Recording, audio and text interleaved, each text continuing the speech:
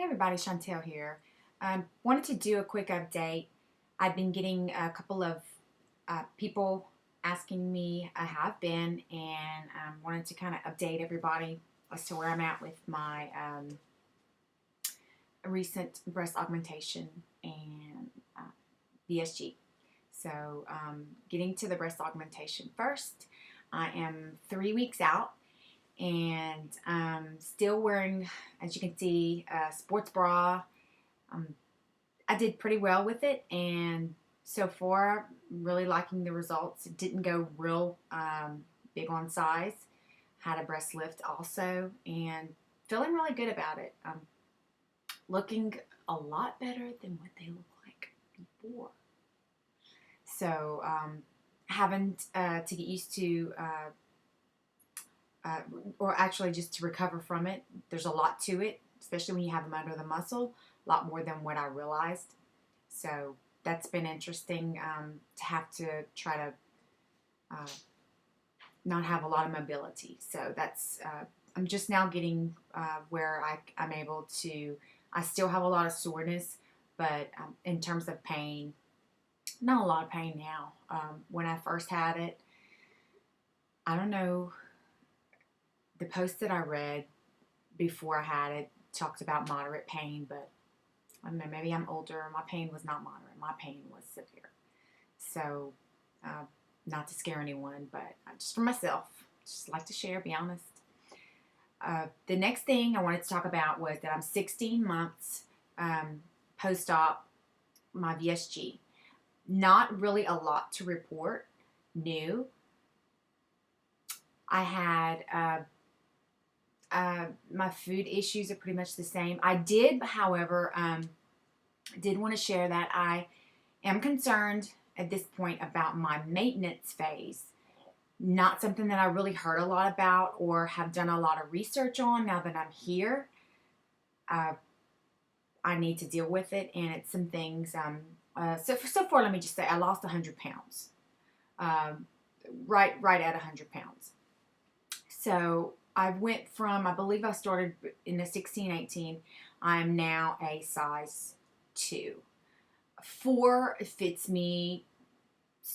I can still fit in a 4. The way that I like my clothes to fit is pretty well fitted. So that's the size that I'm currently in. Not really that happy with this size. I think it makes me look a little thin, and I've been talking about this in my last videos. So I would like to either gain a little bit more, or actually what I would really like to do is add some muscle, which I'm going to get to. What I did was I started thinking about it, and I rejoined a message board that I had been out of for a while. I couldn't find my password, and anyways, I finally redid my stuff, and I got back on this message board that I was on when I very first had that surgery, and I stayed on it for a long time. And so I kind of reconnected and read through some posts and some things, and I realized that there wasn't, there's not a lot really out there regarding maintenance. And because VSG is not a brand new surgery, but as a standalone, I believe it's fairly, I'd say within the maybe 5 to 10 year range. And I hope I'm not misquoting that. Or at least the message boards and the information that I've been able to find is about that old. So let's just go say it like that. So what I did was I went on and I started Googling weight gain and that type of thing. And most of the stuff that I found that came up was stuff on for men to gain weight via lifting weights. So I didn't find a whole heck of a lot on anything else, but I did find on Amazon this little ebook or e-pamphlet, I should say. It wasn't very long, and I can't remember the guy, the person. It might have been a woman that it was by, but it was talking about, mainly it was talking about women that were small. It wasn't necessarily for people that lost weight. It looked like it was for women, more written for women that were just small and wanted to, you know, that was called skinny their whole life and wanted to kind of wanted to add some bulk or some weight to them. And it had a lot of great ideas in it and things that I hadn't really thought about before. And one of the mistakes that I think I've been making as I talk about it, I'm going to sip my mistake right here, is drinking sodas. And it was brought to my attention that instead of drinking sodas, which are basically empty calories, and my thought was I need to get calories in, is to drink something that's going to have substance to it, that's going to add calories plus give me nutrients and micronutrients like juice, shakes. You know, shakes, maybe not so much shakes, but shakes like a good, real dairy shake has a lot of milk in it. You know, and I've found that I can tolerate milk a little bit more these days than I did in the past. So I think that's one big mistake that I'm making. And the other thing is, you know, if I just don't pay attention to when I eat, and you really have to be diligent about eating all the time. So as much as I try, if I'm sitting here, this is my, you know, my desk that I sit every day. If I sit here and I'm working and I don't have food in front of me, then I'll just, you know, by the time it's, you know, so halfway through the day, I'll think about eating. So that's one of the things that I have to do. And I've gotten to where I've said, you know, I set alarms to eat, or snack alarms, or I try to have food with me at all times. One of the things that happens with me is that I'll get stuck somewhere, because I'm on the go a lot, and I'll be somewhere where there's no food or nothing, you know, because we have a commercial trucking business, and sometimes I'm on site or I'm at our commercial property, and so I'm stuck there with nothing.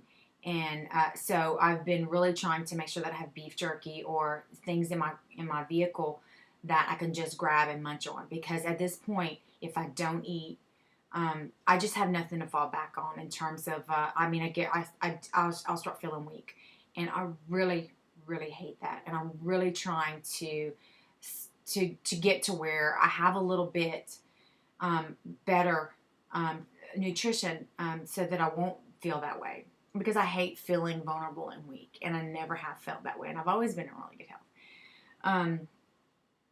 I still have not had anything back. I'm back on my labs. My labs have all been good.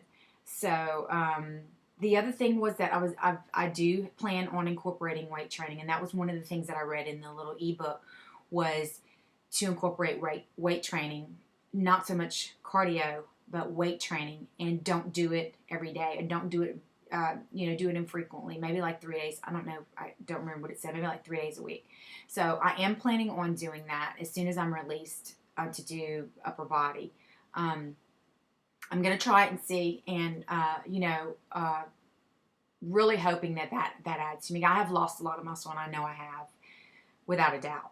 So that's kind of where I'm at with everything. Just wanted to talk about a little bit about the maintenance part, because I know in the last few videos it's really been bothering me. The next thing I wanted to do was do a full body shot, just to let everybody see where I'm at, what my size 2 looks like, and kind of get a better picture of my boobs. I don't know how you'll be able to see me, but these are actually a size 2. They're not juniors, which I have been shopping in juniors a lot. Light is kind of bright, so I don't know if you could tell. Again, as far as my breast augmentation went, as I said, I had a lift under the muscle and didn't go real big, but wanted to go with more proportion and, be able to kind of fill out and not be just, to feel good. So I'm running out of time right now. I may do another video and talk about some products, but as of now, that's my update, and hope everybody, if anybody has any questions, as always, comments, just let me know. Love to hear from everybody, and love to hear advice on the maintenance phase. If anybody else is going through it, please give me a shout, and love to hear your ideas. Again, thanks a lot. Bye.